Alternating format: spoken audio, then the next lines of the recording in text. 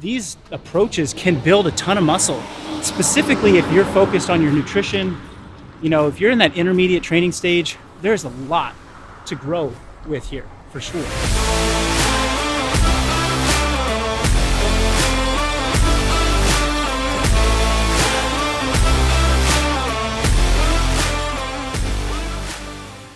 Lately, I've been getting about one really solid lower body day a week,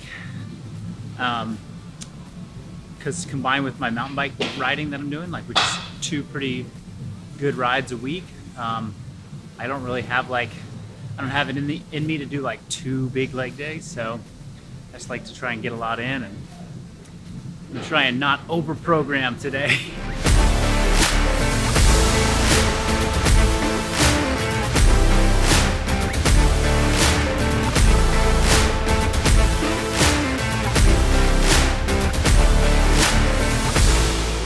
We just wrapped up our session. Anthony jumped in with me for the last 2 segments.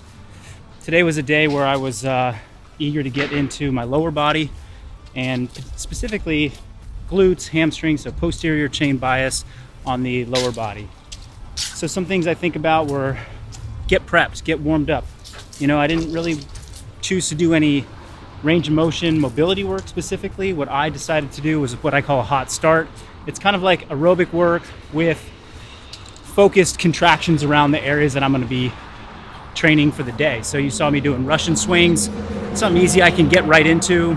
I was doing 45-degree hip extensions, another body weight thing that I could get right into. I did some air squats, again, just to get blood flow to the legs. So it was bike, those movements, bike, rest.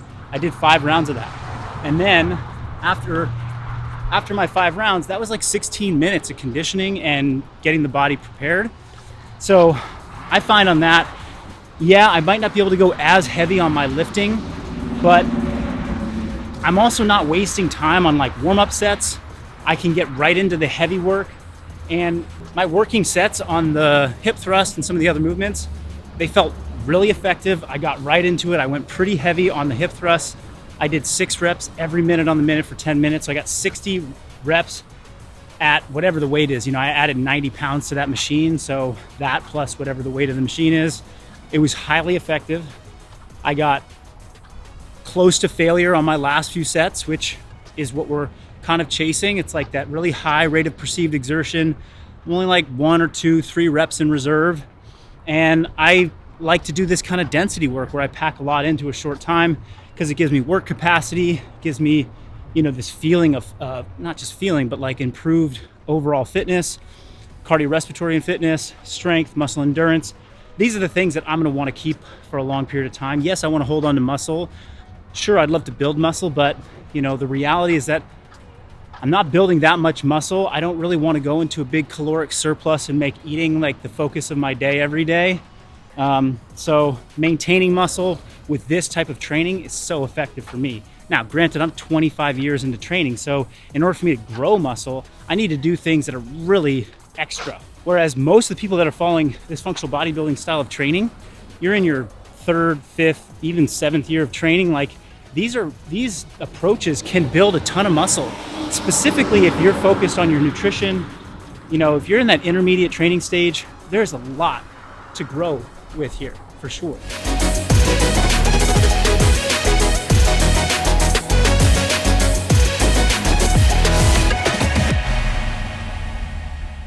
That's my choice. That's what I did today. Then I got into some structural balance or strength balance work.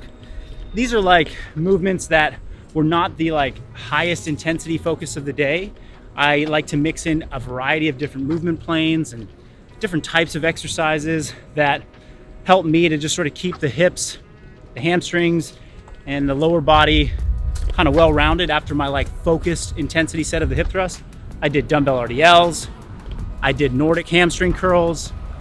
I did lying hamstring curls on the machine, which was also, you might think, oh, that's redundant, but the Nordic and the lying hamstring curl, while they train the same joint in a similar way, they're very different. The Nordic, your feet are anchored and your body's moving, so you're loading through your own body weight, whereas in the lying hamstring curl, you're anchored at the body and your feet are moving.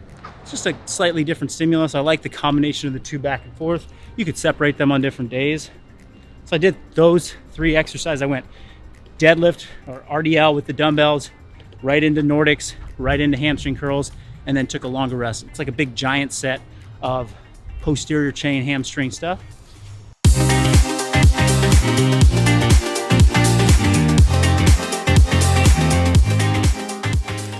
After 3 rounds of that, it was time to do our conditioning piece, which is when Anthony really joined in. He did some of the structural balance as well.